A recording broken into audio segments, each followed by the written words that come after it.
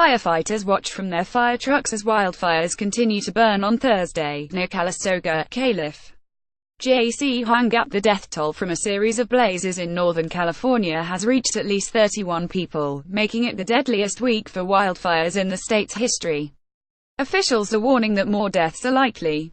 We're moving into a recovery phase, Sonoma County Sheriff Rob Giordano said. That is the reality part of it.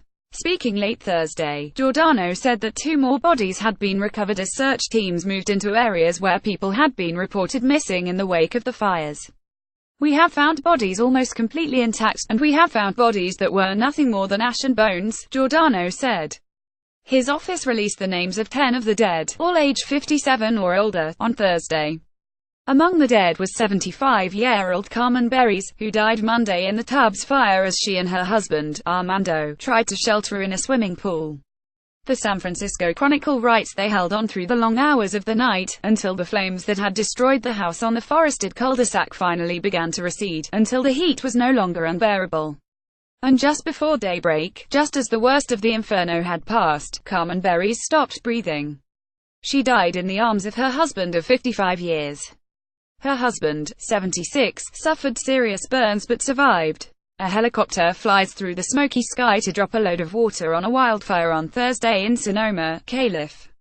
Rich Pedroncelli. The fires erupted on Sunday and were swept unpredictably by strong winds, destroying 3,500 homes and other structures in places familiar to most Americans only from the labels on bottles of wine. Sonoma and Napa counties have been hard hit, as have Mendocino, Yuba, Nevada, Butte and Orange counties.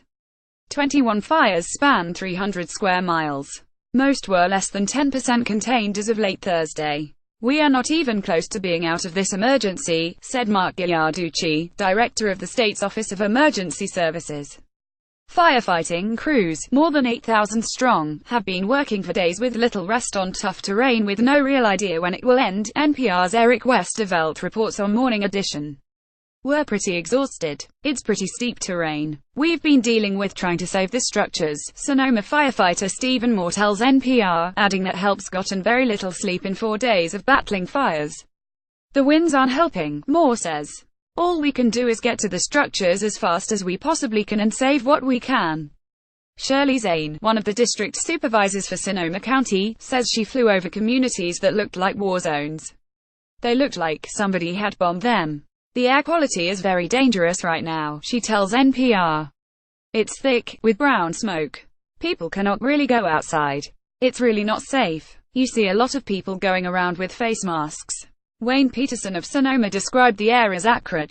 I'm wearing the mask because I've been here 2 or 3 days now. I live here, Peterson was quoted by the Associated Press as saying.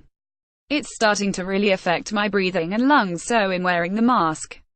It's helping. The San Francisco Chronicle writes 10 bodies recovered in the wreckage have been identified. The youngest of those victims was 57. Most of the others were in their 70s and 80s, Giordano said.